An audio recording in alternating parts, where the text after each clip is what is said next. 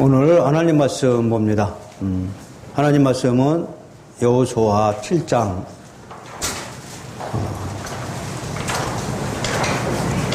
19절부터 21절까지입니다. 주보에는 20절부터 나갔는데요. 여호수아 7장 19절로 21절까지입니다. 자, 구약의 328페이지입니다.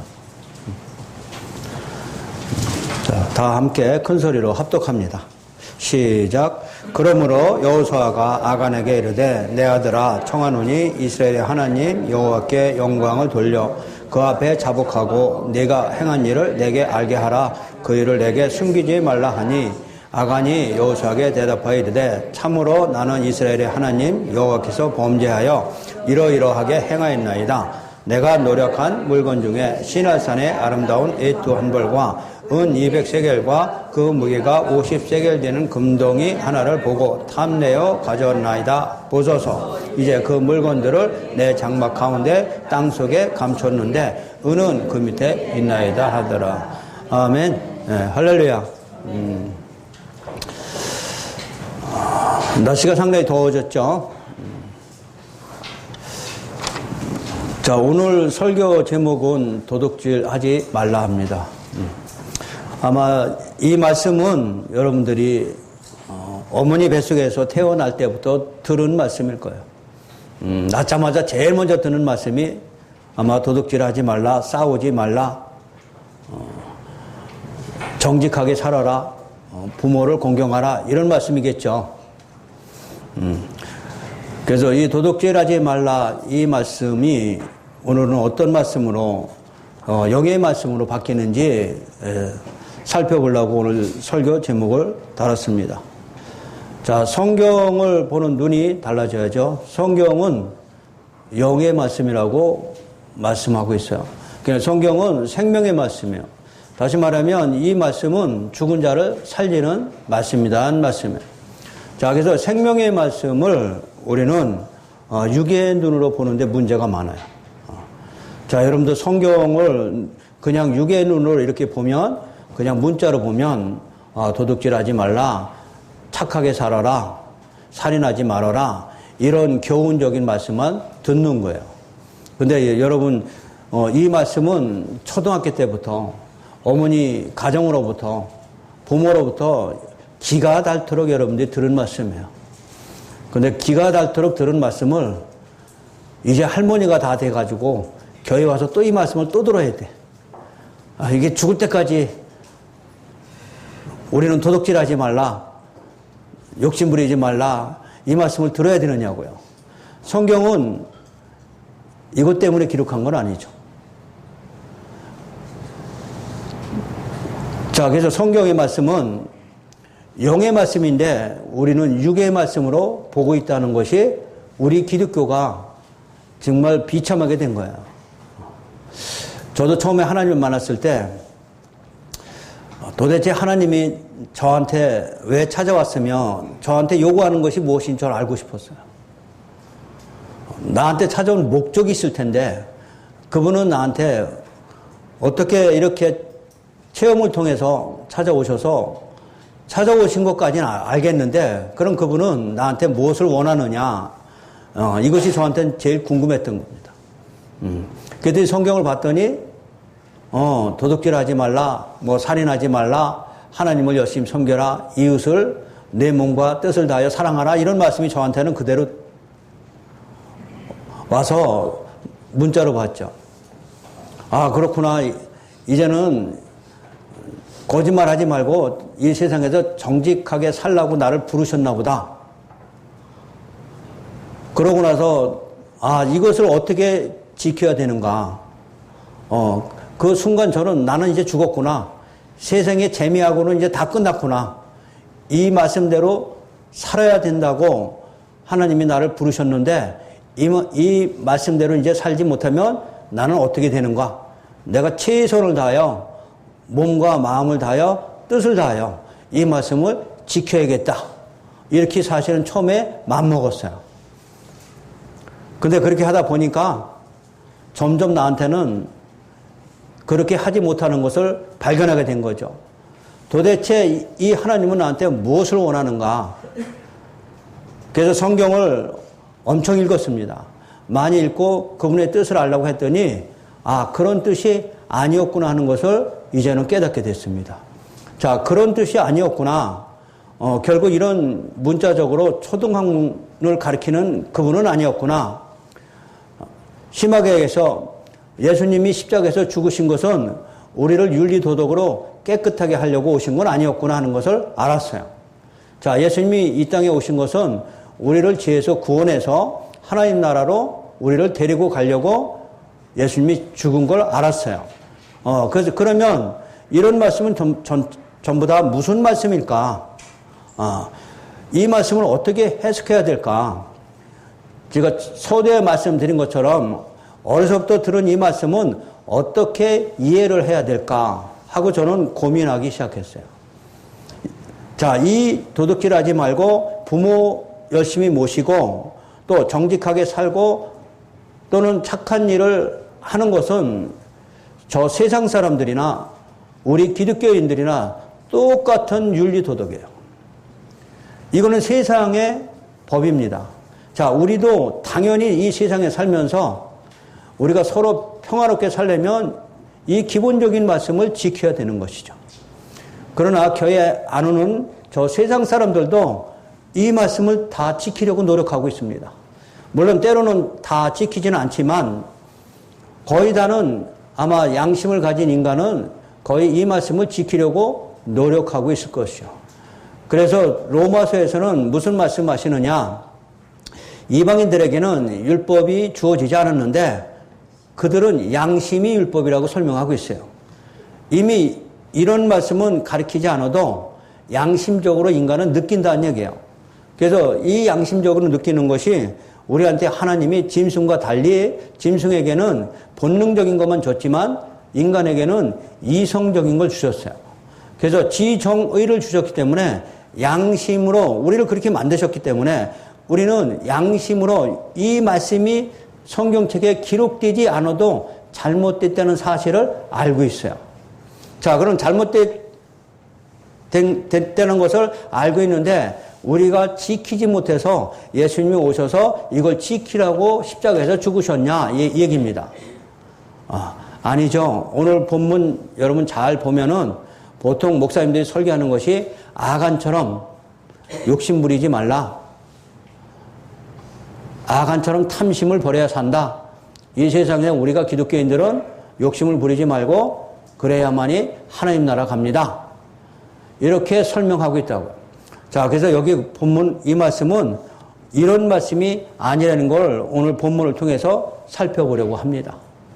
자, 오늘 본문 7장 19절서부터 21절까지 올바로 해석하기 전에 먼저 우리가 알아야 될 것이 있어요. 자, 먼저 알아야 될 것은 여호수아 5장부터 보셔야 돼요. 그래서 성경을 그 단어만 보면 안 되죠. 자, 5장의 13절부터 보면 14절, 14절에 누가 나오시냐면 여호와의 군대 대장이 나오세요. 자, 여호와의 군대 대장. 그러면 우리를 위해서 싸우시는 예수님이에요. 자, 우리를 대신해서 싸우시는 예수님이 오셔서 여호수아에게 하신 말씀이 14절인데 뭐라고 하시냐면은 15절 여호와의 군대 대장이 여호수아에게 이르되 내 발에서 신을 벗어라 얘기해요. 내가 선 곳은 거룩하니라 하니 여호수아가 그대로 신을 벗었어요. 자, 다시 말하면 전쟁에 나갈 때 신을 벗고 싸우는 군사는 없을 거예요.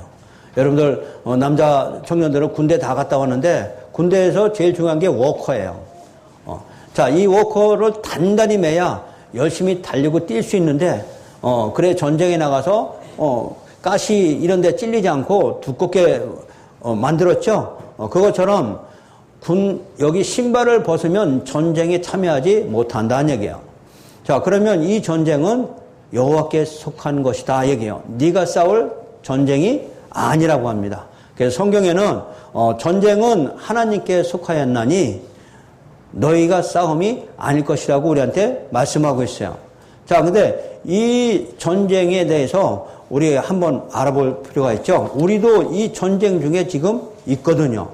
자, 우리 빌립보서 1장으로 한번 가볼까요? 자, 빌립보서 1장으로 한번 봅니다. 우리가 어떤 싸움을 해야 되는지. 자, 빌립보서 1장 30절에 보면은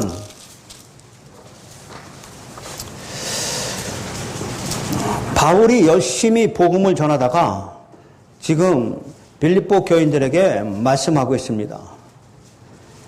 27절이죠. 오직 너희는 그리스도의 복음에 합당하게 생활하라. 이는 내가 너희에게 가보나 떠나 있으나 너희가 한 마음 서서 한 뜻으로 복음의 신앙을 위하여 협력하는 것이요. 자, 무슨 일이든지 대적하는 자들 때문에 두려워하지 아니하는 이 일을 듣고자 함이라. 그것이 그들에게 멸망의 증거요 너희에게는 구원의 증거니 이는 하나님께로부터 난 것인데 29절입니다. 자, 그리스도를 위하여 너희에게 은혜를 주신 것은 다만 그를 믿을 뿐 아니라 또한 그를 위하여 고난도 받게 하려 하심이라. 이 싸움이에요.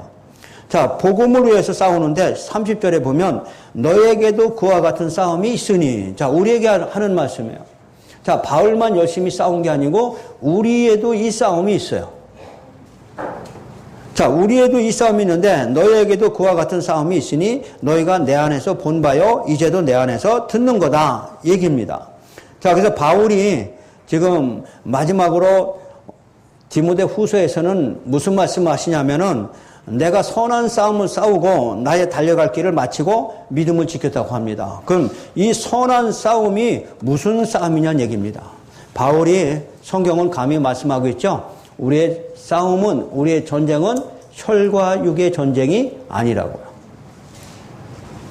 근데 문제는 우리가 성경을 육의 눈으로 문자적으로 보면 혈과 육의 전쟁을 열심히 하고 계시다고요. 그래서 도둑질하지 말는 것은 내 육의 전쟁이에요. 나는 도둑질하고 싶은데 나는 뭐 하지 말아야 돼요? 도둑질하지 말아야 돼요. 자, 그래서 이 성경을 십계명을 여러분들이 문자로 본다고 하면 우리는 영과 영의 싸움이 아니고 혈과 육의 전쟁을 지금도 하고 있다고요. 성경은 혈과 육의 전쟁이 아니고 바울이 영과 영의 전쟁을 하고 있었거든요. 자, 영과 영의 전쟁은 말씀과 말씀의 전쟁이에요. 자, 여러분 이거는 꼭 기억하시기 바랍니다. 우리는 혈과 육의 전쟁보다 더 중요한 것이 영적 전쟁이에요. 그럼 영적 전쟁은 보이지 않는 말씀 가지고의 싸움이에요. 바울이 유대인과 싸움할 때 복음의 말씀을 가지고 싸웠어요. 그들을 혈과 육으로 싸우지 않았어요. 자, 우리 마태복음에도 마찬가지죠. 예수님을 잡으러 온 많은 그 유대인들이 밤에 몰려오니까 바로 옆에 있는 베드로가 칼을 빼서 그들을 치려고 했습니다. 그랬더니 예수님이 말리죠. 검으로 싸우면 검으로 망한다. 자, 혈과 육의 전쟁을 말리는 장면이에요. 검으로 싸우면 검으로 망하느니 칼을 집어넣어라 하면서 칼을 다시 집어넣습니다. 그러고 나서 예수님이 십자가로 잡혀가지고 올라가는 전쟁이 영과 영의 전쟁이에요. 자, 그럼 영과 영의 전쟁은 말씀과 말씀의 전쟁이에요. 지금 여러분들은 이 전쟁을 지금 해야만 됩니다. 만약에 여러분들이 이 말씀을 가지고 있지 않으면 영적 전쟁에서 실패하고 말아요. 자, 영적 전쟁에서 실패하고 만다는 의미는 우리가 천국에 못 간다는 얘기하고 똑같은 얘기예요. 자, 그래서 육으로 보면은 언뜻 보면은 우리에게는 훨씬 더 좋은 말씀 같아요. 자, 지금 도둑질하지 말고 정직하게 살아야 되고 살인하지 말고 욕심 부리지 말고 이것을 우리는 열심히 지키는 것이 기독교인의 의무고 기독교인의 모태가 돼버렸어요. 이것만 하면 나는 기독교인이다 그러는데 우리보다 더 착한 사람들도 세상엔 많습니다. 이것 때문에 예수님이 십자가에서 죽으신 것은 아니죠. 근데 지금 일반 교회, 모든 교회에서 영의 말씀을 육의 눈으로 보게 되므로 전부 다 윤리도덕 안에 사로잡혔어요. 그것이 예수님이 오실 때까지 예수님이 하시는 말씀이 너희가 하나님의 계명을 사람의 계명으로 바꿔치기 했다고 설명합니다. 또 나보다 먼저 온 자들은 전부 강도요 절도요 그래요. 나보다 먼저 온 것이 뭐예요? 나가 누구예요? 예수죠. 예수보다 먼저 온 자들이 다 강도요 절도라고 설명하고 있습니다. 다시 말하면 예수님이 복음이거든요. 그러니까 이 복음이 오기 전에 우리는 윤리도덕 안에 갇혀 있었어요. 또 안에 문자주의에 묶여서 어떤 신비주의에 묶여서 이것이 하나님의 뜻이라고 착각하고 있었다고요. 근데 예수님이 오셔가지고 그걸 깨우칩니다. 너희가 다 소경이었다고요. 그들은 윤리적으로 얼마나 깨끗이 살려고 노력했는지, 근데 예수님이 봤을 때는 너희가 소경이라고 합니다.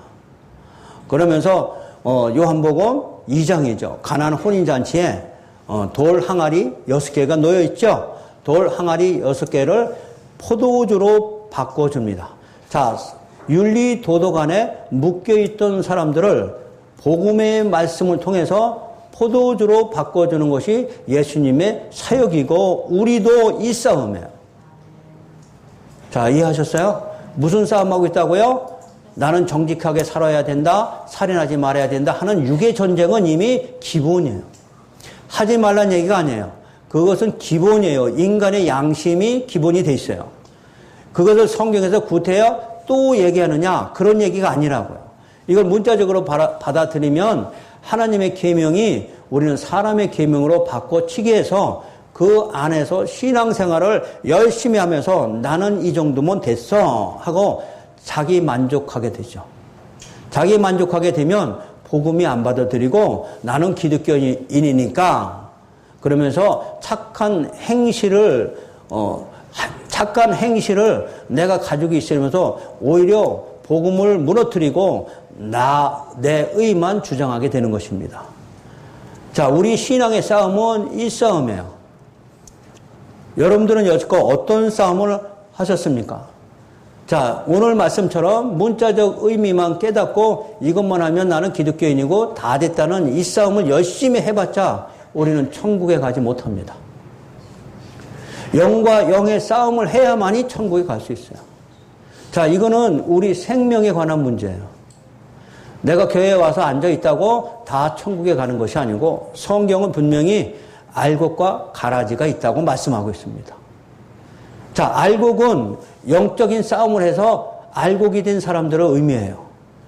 자, 영적인 사람. 지금 바울이 빌립보서에서 어떤 싸움을 위해서 나는 목숨을 걸고 달려갔다고 그래요. 혈과 육의 전쟁이 아니고 율법주의자들과 지금 바울이 복음을 전하면서 이 싸움이 시작된 거죠. 여러분들이 만약에 금요일이고 수요일이고 우리 교회는 지금 제가 지금 너무 바쁘고 우리 이 동네 수원에 사시는 분이 얼마 없기 때문에 금요 철학 예배라든지 수요 예배가 지금 없는데 다른 교회에서는 수요 예배, 금요 예배에 많이 모입니다. 그리고 새벽 기도도 많이 하죠. 결국 새벽 기도에 나가서 그들이 하는 얘기는 아버지한테 나는 도둑질 했습니다. 나는 또 부모의 말씀을 듣지 않았습니다. 오늘 우리는 남편과 또 어떻게 해서 싸웠습니다. 나는 맨날 꼬라지가 이 모양입니다. 해가지고 와서 매일 교회 와서 뭐 하시는 거예요? 회개하는 거예요.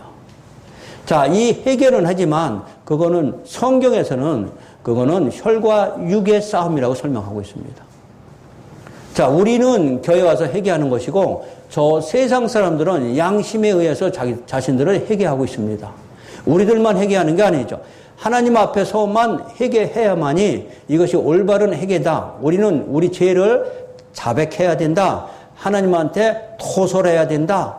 고해야 된다. 그래야만 하나님이 용서해 준다. 이 얘기를 가르치고 있습니다. 자, 어떤 또 기도원 같은 데서는 네가 왜 이렇게 어렵게 사는 줄 알아? 어떤 문제가 있는지 알아? 네 죄진 것을 토설해야만 돼. 그것도 부족해서 조상의 죄까지도 토설해야만 돼. 이러다 보면 토설하면 하나님이 너를 위로해주고 이제는 모든 문제가 없어질 거야.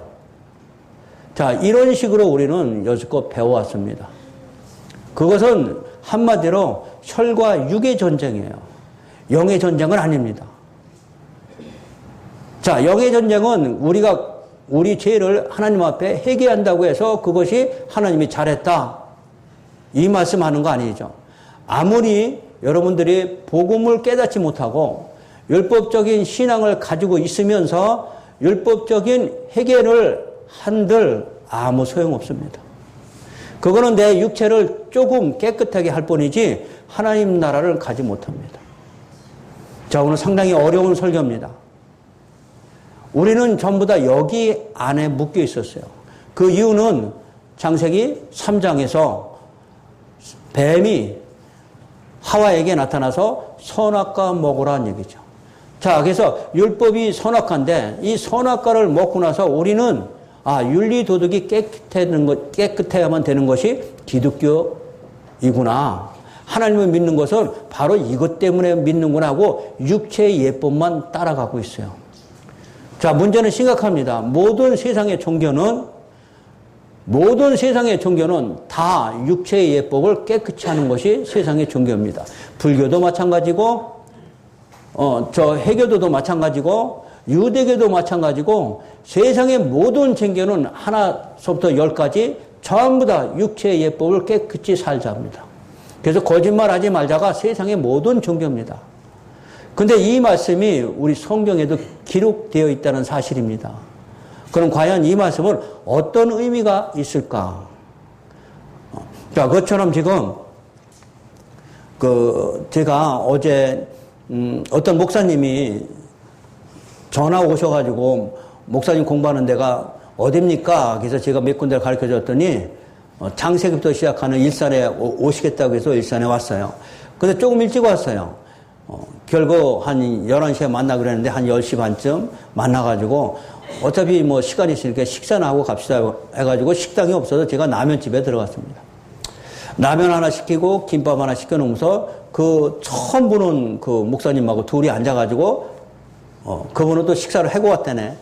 그래서 나 혼자 라면을 후루룩 먹으면서 근데 그분이 오기 전에 전화를 하셨어요. 전화가 아니고 문자가 왔어요. 제가 지금 잠실에서 출발하는데 이렇게 먼 줄 몰랐어요. 하면서 지금 2시간이 걸려도 도착을 안 하고 있으니까 제가 먼저 문자를 보냈거든. 저는 이미 도착해 있다고. 그랬더니 자기는 지금 가고 있는데 죄송해요. 너무 늦어서 어떡하죠? 목사님께서 아니에요. 천천히 오세요. 제가 그럼 문자를 보내서 했더니 답장이 왔는데 뭐라고 할게요? 제가 놀랐어요. 목사님 너무 멋져요. 그랬어요. 그렇구나. 천천히 오세요. 걱정하지 마세요. 지금 충분히 시간이 있으니까. 그러고 나서 저는 그럼 오시는 동안에 라면집에 가서 라면 먹고 기다리니까 라면집으로 오세요. 하고 문자 보냈더니 라면집으로 오셨어요. 그래서 같이 먹으려고 했더니 식사하셨다고 해서 말씀합니다. 그래서 어떻게 저를 알았습니까? 하겠더니 너무 제가 3년 동안 어느 교회에서 전도사 생활을 했고 그러고 나서 저 전라도 어디에서 했대요. 순천인가. 3년간 전도사 생활을 했고 그리고 엄청난 열심히 했어요. 그러고 나서 지금 잠실에서 조그만 교회를 어떤 분이 주셔서 몸만 올라와가지고 지금 교회를 하고 있는데 성도는 5명입니다. 그러더라고요. 성도는 5명인데 5명, 10명, 20명이 문제가 아니고 내가 죽겠어요. 그러더라고요. 그래서 왜요? 그랬더니 아니 이렇게 열심히 했는데도 나한테는 기쁨이 없어요. 자유가 없어요. 하면 할수록 내가 이렇게 자꾸 묶여져 가는데 내가 먼저 생명이 되어야 한 명이 되든 5명이든 살릴 텐데 내가 생명이 안 돼서 내가 죽겠는데 지금 성도 오는 것도 반갑지 않아요. 그러더라고요. 그러니까 그분 목사님은 그나마 정말로 하나님 앞에 올바르게 목회를 하고 싶은 마음이 있었던 거예요. 그러니까 이 성도가 오고 안 오고가 문제가 아니고 내가 먼저 살아야겠는데 내가 지금 죽겠으니 그것 때문에 엄청 기도하고 하다가 유튜브에서 제 설교를 들었대요. 그래서 유튜브에서 뭘 보고 저한테 오셨습니까? 그랬더니 바로 여호수아 7장 말씀하시더라고요. 7장 말씀하면서 여리고성이 예수님이 무너뜨린 건데, 근데 우리는 맨날도 도둑질하지 말라만 가르쳤다는 거죠. 그래서 오늘 설교 제목을 거기서 제가 아이디어를 얻었어요. 그래가지고 너무 묶여가지고 아간처럼 도둑질하지 말아야 되고, 또 살인하지 말아야 되고, 뭐 하지 말아야 되고, 뭐 하지 말아야 되는데, 이거에 묶여서 자기는 기쁨이 하나도 없었습니다. 근데 목사님 설교를 들어봤더니 너무 자유하게 돼서 살 것 같아서, 목사님한테 전화를 한 겁니다. 그래서 만나보니까 말씀과 같이 너무 멋지게 생기셨군요.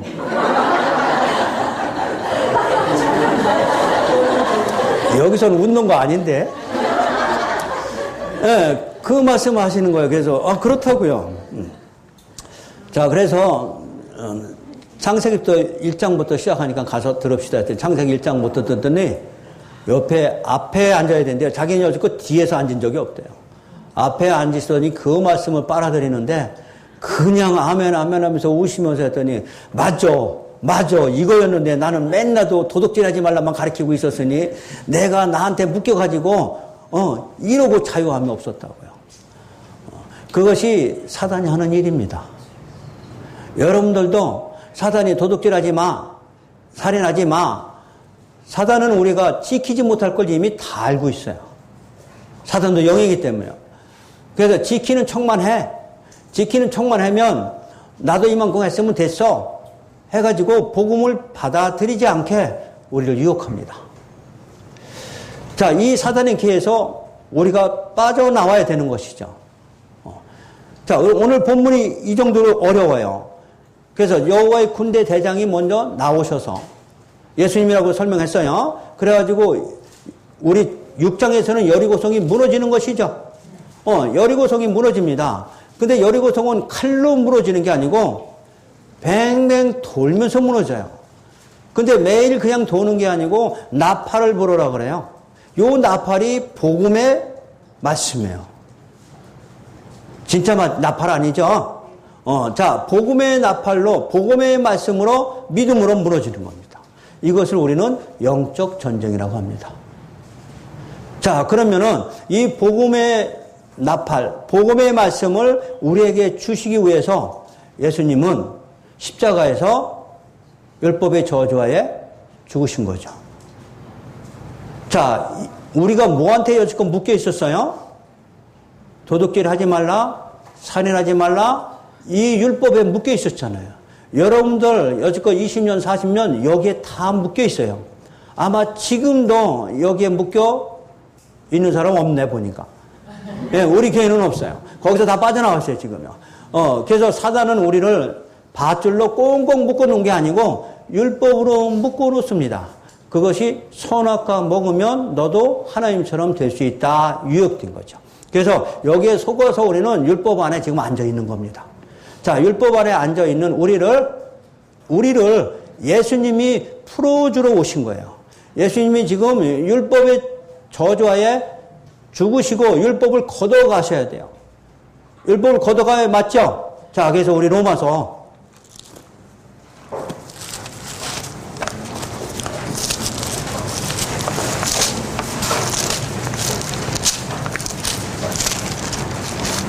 6장입니다. 로마서 6장 246페이지. 자, 14절 너무 중요합니다, 여러분. 6장 14절, 죄가 너희를 주장하지 못하리니. 여러분, 죄가 주장해 못해요. 여러분, 자유하시기 바랍니다. 그렇다고 양심을 버리고 죄를 지르는 이야기 아니에요. 양심은 여러분 그대로 가지고 있어야 되는 거예요. 양심까지 버리는 얘기 아니에요, 지금요. 자, 죄가 너희를 주장하지 못하리니 이는 너희가 법 아래 있지 않고 은혜 아래 있습니다. 아셨어요? 자, 그래서 우리는 은혜 아래 있는데 이거는 누가 하신 거예요? 예수님이요. 그래서 죄가 주장하지 못한다는 것은 우리한테 율법이 없어졌다는 얘기죠. 그래서 예수님이 이 율법을 완전해로 오셨어요. 그래서 율법을 폐하러 오셨고 율법을 완전하게 하려 오셨다고 설명하죠. 자, 그래서 이 율법을 완전하게 하신 것이죠. 자, 그래서 여기 6장에서는 여리고성이 무너졌는데 누가 무너뜨렸다고요? 여호와의 군대 대장 예수죠. 예수님이 무너뜨렸어요. 그것이 십자가하고 연결시켜야 돼요. 십자가에서 예수님이 율법의 저주하에 죽으셨고 율법을 완전히 여호와의 곳간에 집어넣는 거예요. 자, 여호와의 곳간에 집어넣으라고 그러죠. 7장 1절. 자, 여호수아 7장 1절. 이스라엘 자손들이 온전히 바친 물건으로 말미암아 온전히 바친 물건은 여리고성이에요. 자, 여리고성은 뭘로 무너뜨렸다고요? 혈과 육으로? 아니에요. 말씀으로. 복음의 말씀으로 무너뜨린 거죠. 말미암아 범죄하였으니 이는 유다 지파 세레의 증손 삽디의 손자 갈미의 아들 아간이 온전히 바친 물건을 가졌습니다. 그럼 우리한테는 십자가에서 온전히 없어진 것은 율법이에요. 그래서 율법을 걷어갔기 때문에 이 저주스러운 선악과 나무죠. 이 선악과 나무를 예수님이 걷어가신 거예요. 우리는 선악과 나무 때문에 이 땅에 쫓겨나서 선악과 나무를 율법을 믿게 됨으로 가시덤불과 엉겅퀴가 났다고 우리 창세기 2장에서 제가 설명했잖아요. 자, 3장에서 설명했죠. 자, 그래서 이 율법을 걷어가게 됨으로 이것을 여호와의 곳간에 다 들어가야 돼요. 이것 때문에 우리는 저주받고 이 땅에 떨어졌기 때문에 그래요. 그럼 온전히 바친 물건이 율법이라는 걸 여러분 기억하시기 바랍니다. 자, 그러면 다 떠나간 거죠. 그래서 우리는 자유케 된 거죠. 그런데 이 하나님이 예수님이 율법을 여호와의 곳간으로 다 하늘에 올라가셨는데 그것을 끄집어 들인 자가 아간이에요. 아간이 21절 보세요. 우리 7장 21절. 내가 노력한 물건 중에서 시내산의 아름다운 에토 한 벌, 은 200세겔, 그 무게가 50세겔 되는 금덩이 하나를 보고 탐내어 가져왔나이다. 아름다운 에토 한 벌이요. 자, 이 아름다운 에토, 이거 왜 가져온 거야? 추울 때 입으려고? 우리 옛날에 한때 유행했잖아요. 여러분 뭐예요? 모피? 소련산 모피? 그거 한 벌에 몇백만 원이잖아요? 우리 사모도 사달라는데 내가 안 사줬지만. 네. 이것이 한때는 유행했잖아요. 그래서 어디 동창회나 어디 나가면 아주 이 여우토리는 벌써 지나갔고 밍크 만든 에토 입고 나가야 동창들한테 자랑하거든. 우리 남편은 이 정도 능력이 있어. 나 결혼 잘했어. 나는 이만큼 살아. 해가지고 자기 자랑하려고 아름다운 에토 가져간 거죠. 이것을 우리는 율법이라고 합니다. 옷이 아니에요, 옷이. 이거 입고 내가 뭐 한다고? 자랑하려고. 그래서 율법 안에 앉은 자들은 자기의 의를 나타내기 시작해요. 자기 자랑만 한다고요. 자기 눈에 있는 들보는 보지 못하고 남의 눈에 있는 티만 뽑으려고 든다고요. 정말 하나님의 은혜가 아니면 여러분 이 복음의 말씀 못 듣습니다. 그래서 어제 그 만난 목사님한테 제가 그랬습니다. 하나님의 은혜입니다. 정말 하나님의 역사시 아니면 만날 수도 없는 것이고 너무나 다른 말씀인데 자기가 이제는 이 말씀 만나고 나서 복음의 말씀을 만나고 나서 자유하게 됐다고요. 근데 그동안에 목사가 되면서도 얼마나 거기에 묶여 있었는지 이걸 지키느라고 나는 얼마나 힘들었는지 산상수훈의 말씀하시더라고요.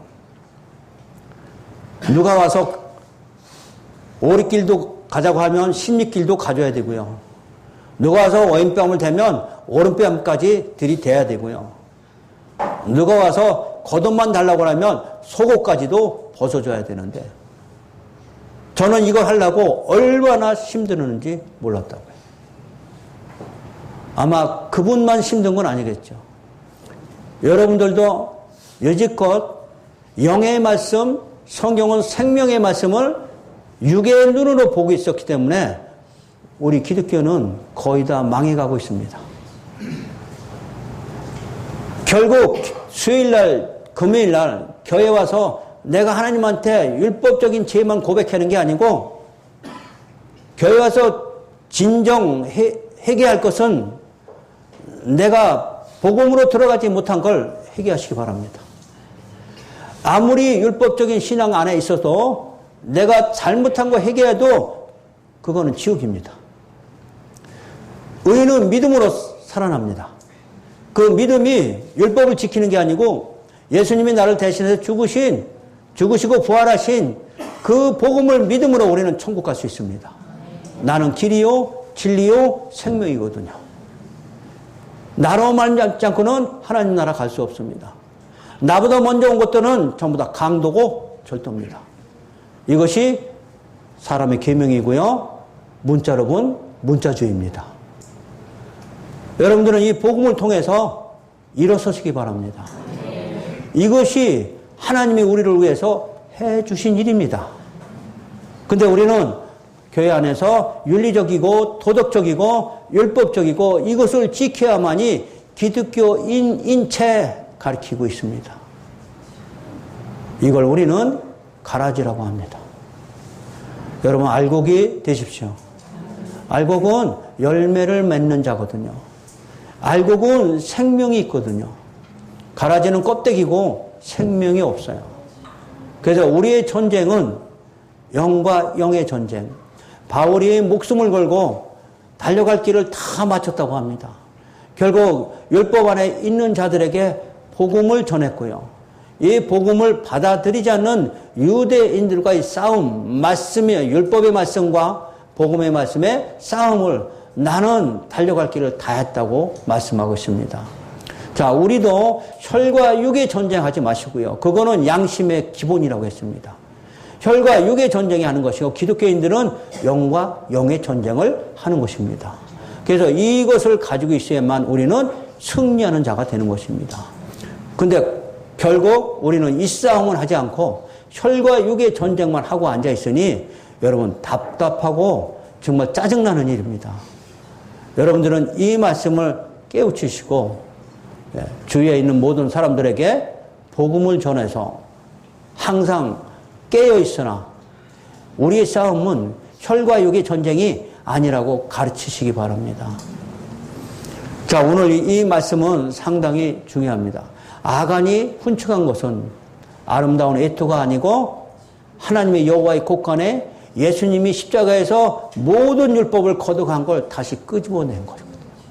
만약에 여러분들도 율법으로 다시 돌아온다고 하면 어떤 결과가 나올까요?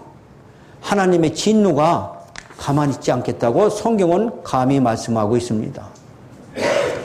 자, 우리 율법으로 다시 돌아오면 여러분이 잘 아시는 베드로 후서 2장이죠.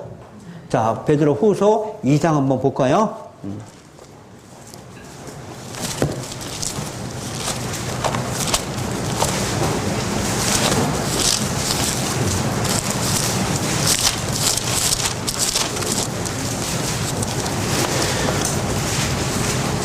2장 21절입니다. 20절부터 보죠. 18절부터 보죠. 베드로 후서 2장 18절. 그들이 허탄한 자랑의 말을 토하며 이것들이 아름다운 옷을 훔쳐간 아간처럼 율법주의자들이에요. 근데 율법주의자들은 뭘 한다고요? 허탄한 자랑의 말을 토하거든요. 여러분 지금 한국교회에 영성훈련 또는 쓴뿌리 빼는데 이것이 다 뭐예요? 자기 자랑으로. 자, 그릇되게 행하는 사람들에게서 겨우 피한 자들이요. 율법 안에서 겨우 피한 자들이 여러분들이고 접니다. 저도 처음에 어쩌면 말씀만 문자로 봤더니 이것을 지켜야만 되는 줄 알았더니 아닙니다. 이제는 육의 눈으로 보는 것이 아니고 영의 눈으로 봤더니 우리는 복음한테 피했죠. 여러분도 겨우 피한 자들이 됐죠. 음란으로서 육체의 정욕 중에서 음란과 육체의 정욕이 전부 율법 얘기하는 거예요. 우리 윤리, 사회적인 이 도덕 윤리 얘기하는 거 아니에요, 성경은. 자, 그들에게 자유를 준다 하여도 자신들은 멸망의 종들이니 누구든지 진 자는 이긴 자의 종이 됨이라. 자, 진 자가 뭐고 이긴 자가 뭔지. 이기는 자는 면류관을 씌워줄 것이다. 우리 계시록이죠. 그러니까 뭐에 이겨야 돼요? 말씀에서 이겨야 돼요. 뭘로? 복음의 말씀으로. 복음의 말씀으로, 율법의 말씀으로 치면 안 돼요. 여기 넘어가는 사람 많거든요. 20절, 만일 그들이 우리 주 대신 구주 예수 그리스도를 알므로 세상의 더러움을 피한 후에, 우리 피했죠? 얼로 피했어요? 복음으로, 십자가 안으로 피한 후에 다시 그 중에 얽매이고 지면 진다. 그러니까 율법한테 지는 거죠. 이게 전쟁이라고 그랬어요. 지금 복음의 말씀과 율법의 말씀이 전쟁이라고요. 그럼 지면 복음을 가지고 있다. 율법이 맞고 나가지고 율법으로 다시 돌아가면 그 나중 형편이 처음보다 더 심하다 얘기해요. 자, 의의 도를 안 후에 계세요. 의의 도가 복음이에요. 받은 거룩한 명령을 저버리는 것보다 차라리 알지 못하는 것이 도리어 나을 뻔했다. 이제 여러분들은 돌아가지도 못하고 큰일 났어. 차라리 이 복음을 몰랐으면 그 안에 앉아 있을 텐데 이제는 복음을 알고 나니까 돌아가면 어떤 결과가 나오느냐? 22절이에요. 참된 속담에 이르기를 개가 그 토하였던 곳에 돌아가고 돼지가 씻었다가 더러운 구덩이에 돌아 누웠다는 말이 그들에게 응했다. 아셨어요?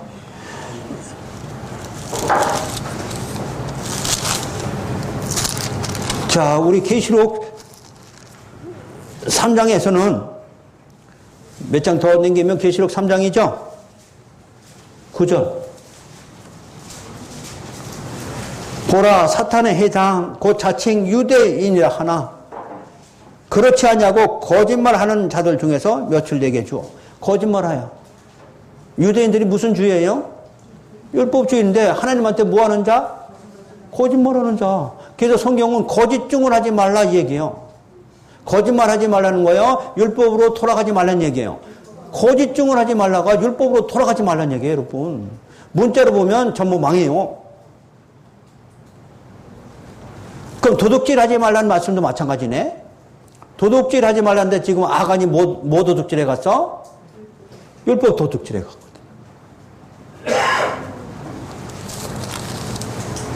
자, 이만큼 다시 율법으로 돌아가는 것이 하나님의 진노가 엄청 임합니다. 자, 마지막으로 신명기 24장이죠.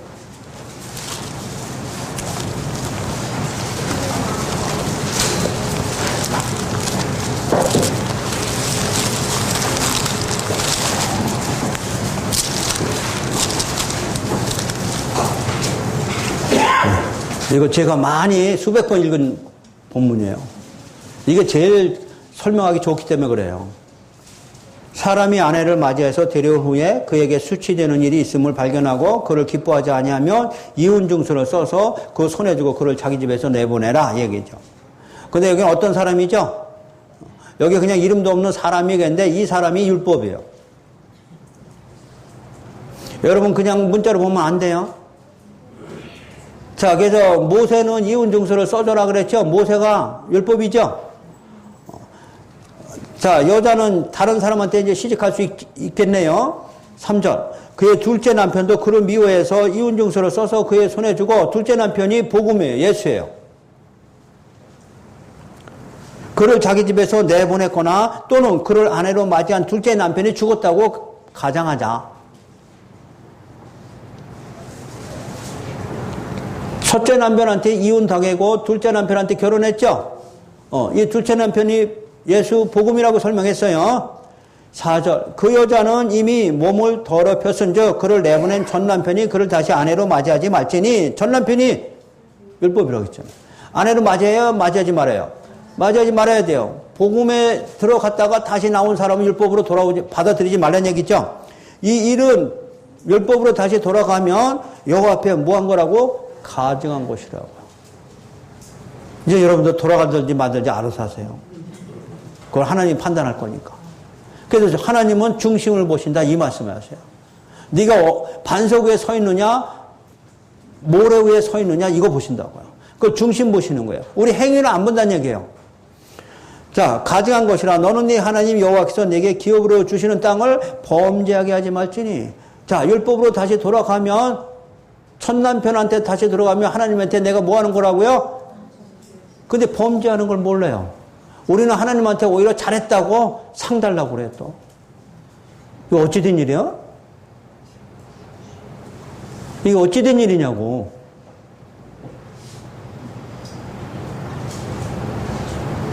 이제 여러분들이 여기서 완전히 깨어야 돼요.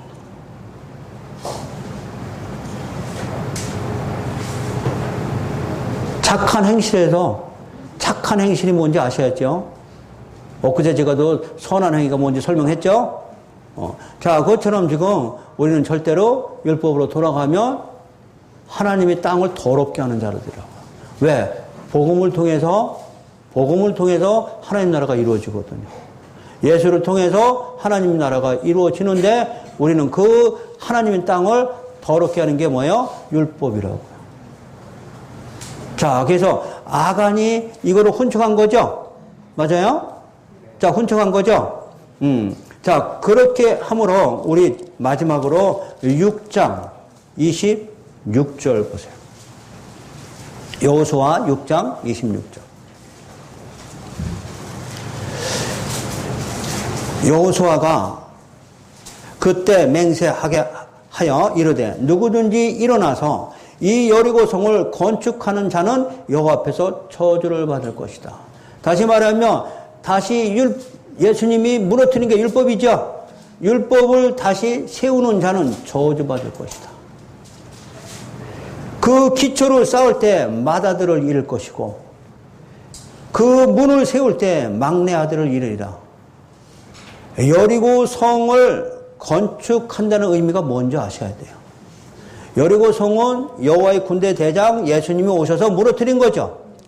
자, 이 무너뜨린 것이 율법이 저주해서 우리를 속량한 거죠. 근데 그 율법을 다시 세우면, 네가 율법으로 다시 돌아가면 네 맏아들이 죽을 것이고 네 둘째 아들이 죽을 것이다. 엄청난 진노입니다, 여러분. 그러면 이 진노의 교회 안에서 교회 와서 예배 드리면서도 아직도 거룩하고 율법 안에 있는 사람들이 엄청 많은 걸 여러분 기억하시기 바랍니다. 그러니까 여러분 이제 아셨죠? 그 율법의 진노가 얼마나 무서운지 지금 아셨어요. 그걸 다시 세우면 안 되죠. 자, 우리 500년 전에 루터가 개혁하고 말씀으로 돌아가자고 설명했죠. 말씀으로 돌아갔는데 이 복음의 말씀으로 돌아와야 되는데 이제는 거짓 선자가 많이 나타나서 우리 유대인을 닮아가자. 우리도 유대인처럼 경건하게 살아야 된다. 경건주의가 나왔어요. 복음주의가 아니고 경건주의가 온 우리나라 교회를 다 싸잡았다고요. 그럼 경건주의 안에 있는 사람들은 다 저주죠. 교회 와서 예배 드려도 저주입니다. 이들을 위해서 싸우시기 바랍니다. 싸우는 것이 그들을 죽이는 게 아니고 그들을 건져내는 일이죠. 바울이 목숨을 걸고 달려가서 그들을 건져냈듯이 여러분도 목숨을 걸고 복음을 위해서 그들을 건져내시기 바랍니다. 우리는 겉으로는 그것이 좋은 모습으로 보일 뿐인데 하나님은 그렇지 않아요. 성경에서는 선악과 나무와 생명나무거든요. 선악과 나무는 먹지 말라고 했거든요. 근데 이거를 많이 먹고 앉아있고 많이 먹이고 앉아있다고요. 그래서 지금 교회 가서 여러분들 다 설교 들어도 뭐 하지 말라 하는 얘기가 예배 답니다. 자, 그래서 이 말씀은 성령이 오시지 않으면 듣지도 못하고 깨닫지도 못하고 그런다고 이미 성경에서 증거하고 있습니다. 여러분들 혹시 이 복음의 말씀을 들어도 내 안에서는 율법적인 것이 있나 하면 그것을 쓸어버리시기 바랍니다. 만약에 쓸어버리지 않으면 막달라 마리아 7 귀신이 다시 들어갑니다. 우리를 다시 묶어놓는다는 얘기죠. 그 조그만 율법이 우리를 점점 더 묶어놓기 시작하면 우리는 구원에 이르지 못합니다. 그래서 이것을 여러분 잘 하셔야 됩니다. 그래서 오늘 말씀은 상당히 중요합니다. 아간이 도둑질한 것이 아니고 하나님이 여호와의 곳간에 다 집어넣은 것을 그는 꺼집어냈기 때문에 악을 골짜기에서 돌로 맞아 죽는 겁니다. 자, 여러분들도 이 말씀을 전해서 주위에 있는 많은 사람들을 복음으로 인도하시기를 예수님의 이름으로 축원합니다.